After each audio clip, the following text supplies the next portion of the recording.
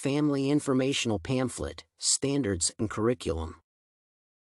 The purpose of instructional planning is associated with the recognition and assistance in the continuous improvement of the existing educational programs. The identification of learning directions and cooperation with colleagues can be noted as the elements of instructional planning. In a school system, planning is especially important for teachers. For example, they should align the Common Core standards, available resources, and student needs.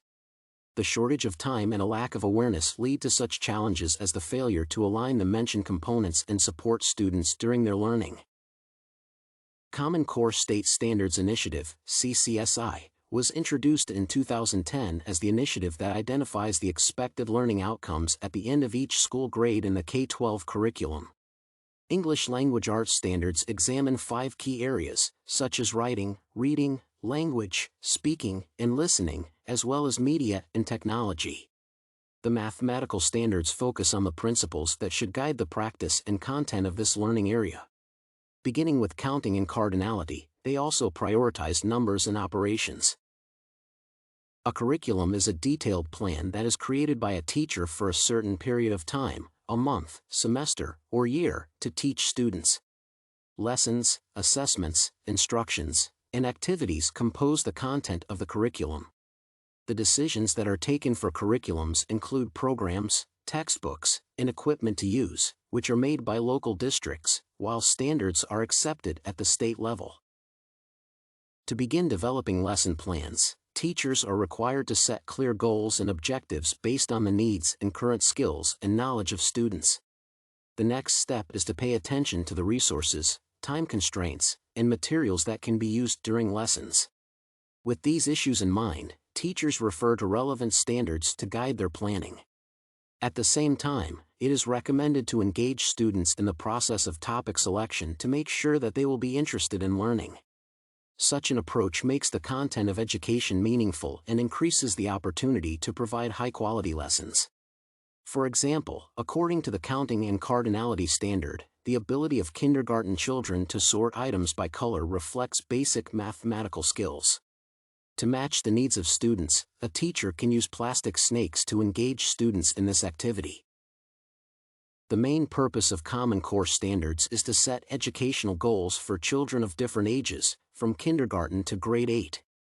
These standards do not aim to dictate any particular teaching methods or the order of themes to be taught. Often, teachers and parents misunderstand the meaning and role of standards and educational standards.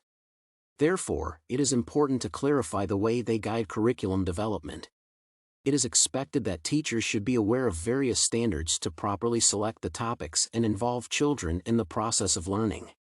The use of standards can help in designing the curriculum to ensure that all the necessary points will be covered. In case the standards and curriculum are misaligned, the motivation of teachers and students can be reduced since it can lead to frustration. For example, if a set of topics was learned during a month, and the assessment requires answering the questions that were not studied, it causes failure. Student performance measurement is another area that requires the integration of standards into lesson planning. For instance, a method of checklists can be used by teachers to continuously measure student progress. As stated by Ferguson et al., using measures such as checklists more than once over time lets you document gains in the critical elements of learning. Consequently, proper data documentation allows teachers to introduce necessary adjustments to plans and instructional decisions. The efficiency and simplicity of assessments and lesson plans are the key principles that guide teachers on their path. In the curriculum process, a teacher is a person who creates a platform for students to help them in acquiring knowledge and mastering skills. In addition, the establishment of positive attitudes towards learning, relationship building, and student choice stimulation is to be taken into account by teachers. The contextualization of the curriculum can be identified as the most important responsibility of teachers who are expected to apply it to a certain group of students. Active learning is proposed as the approach that increases student focus and engagement in the existing learning environment. In this connection, teachers can design various activities, experiments, and simulations to deliver the curriculum. The properly designed curriculum should be appropriate for children, their parents, and educators, providing sufficient knowledge and assistance. The developmental goals should be set according to the age and experience of children, and their parents should also be involved in the process of learning. Individualization is considered to be critical to ensure that every child receives exactly what she or he needs. As experts, teachers are expected to formulate and deliver equity-minded instruction to understand the specific needs of students. The educators can, for example, group students according to their interests to motivate them by means of offering pertinent, adjusted tasks.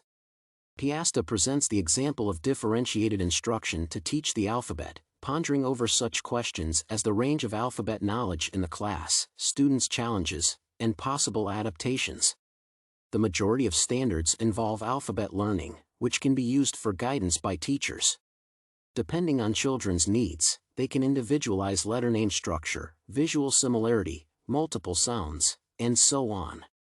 Thus, children should be supported in the classroom, using intentional differentiated instruction to recognize student needs and overcome any barriers to effective learning. Pre-assessment is a procedure that tests students' knowledge before new units to identify their current academic level and understand the need for more instructions.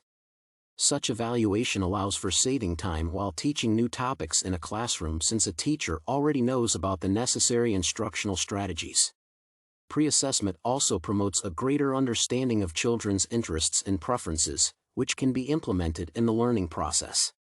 In other words, it contributes to applying a wide range of practices, including but not limited to sitting on the floor, playing games, and listening to music during lessons.